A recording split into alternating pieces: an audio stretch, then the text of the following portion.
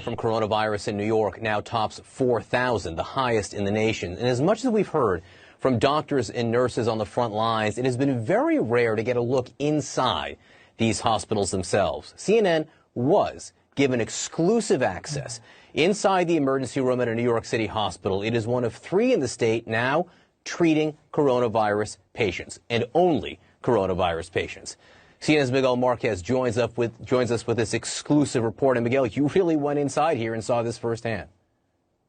Yeah, look, this was a SUNY downstate. They are receiving some of the sickest patients. About a quarter of the people now that are admitted to the hospital, they end up dying. We've been into 2 ERs in the last week or so now. Both let us in because they want the world to see what this crisis actually looks like.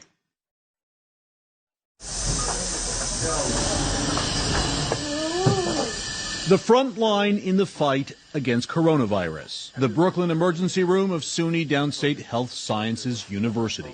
Patient after patient struggling to breathe. This morning has been brutal. Today is pretty intense. We've had a bunch of people die in a very short period of time, which we, are prepared for. But when it happens so many times in one shift, it's pretty hard to tolerate. As we arrive in the ER, the latest victim of coronavirus at SUNY Downstate is being wrapped up in the emergency room bay where doctors try to save them. We visited SUNY Downstate for about 3 hours midday Friday. In the short time we were there, in the emergency room alone, 6 patients coded. In other words, they suffered heart or respiratory failure. 4 of them died. A devastating part of just one day. This is what we trained to do. This is what we signed up for, just not in this volume. You may have a code, maybe on a bad shift, you may have 2 codes where you carry that emotion and you wonder if you did everything that you could. I think it's emotionally hard to prepare for this level of sickness and suffering and morbidity and mortality in such a short period of time. I don't think any of us are well prepared for it. Have you ever seen this ER jammed like this? Not quite like these days, no. You're not at max yet, but you're pushing it. Yes, we're pushing it. So at times, the emergency room here, there is no room to move, but we have a system of where we decompress them out. Behind here in the hallways are other rooms. There's the fast track. Not many people have been bringing in their children, so we've taken over part of pediatrics. There's also clinics back here that we can turn into beds. And they wait there once they're stabilized from here and then go upstairs. The corridors in the ER here lined with those suffering from coronavirus. Patients unresponsive, struggling to breathe. It is the hard reality of this virus. For some patients, it attacks the lungs, depriving them of oxygen, slowly suffocating them. With COVID, the pneumonia is not just in one lung, but rather in both lungs, leaving the patient with no good lung. And it's also widespread throughout both lungs with a massive inflammatory reaction that's damaging the lungs. Keeping the most critically ill patients suffering from coronavirus breathing, it is as simple as it gets in medicine, but still a mystery as coronavirus resists treatments, confounds doctors, and kills patients. Here, in terms of the airway, we have to manage their airway once they become so altered from the lack of oxygen that they're unable to keep it open themselves. And what is the mortality rate? Once they go on a vent, what happens to mortality? It increases exponentially. More patients die, in other words. They do. The numbers are not exactly the same from country to country, and there are various factors for that.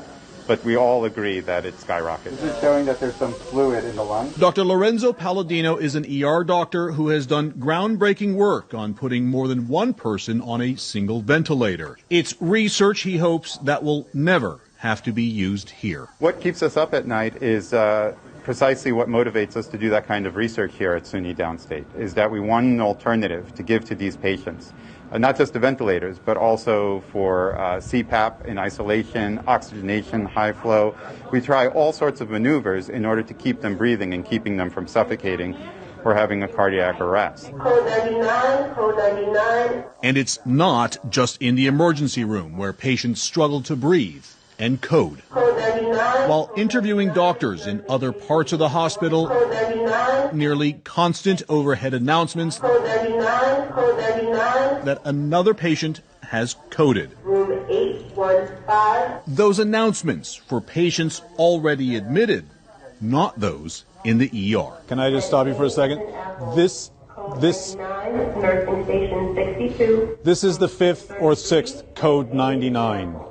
Code 99 is typically a rare event. We're having, I would say, 10 code 99s every 12 hours at least. Well, we've been here for about 30, 40 minutes, and that's the 5th or 6th one. And a lot of that, what that represents is calling for a team to put an individual, a patient, on a breathing machine. What is most jarring about seeing the inside of an ER and hospital making the transition to being one of 3 in New York State that will only treat patients suffering from coronavirus?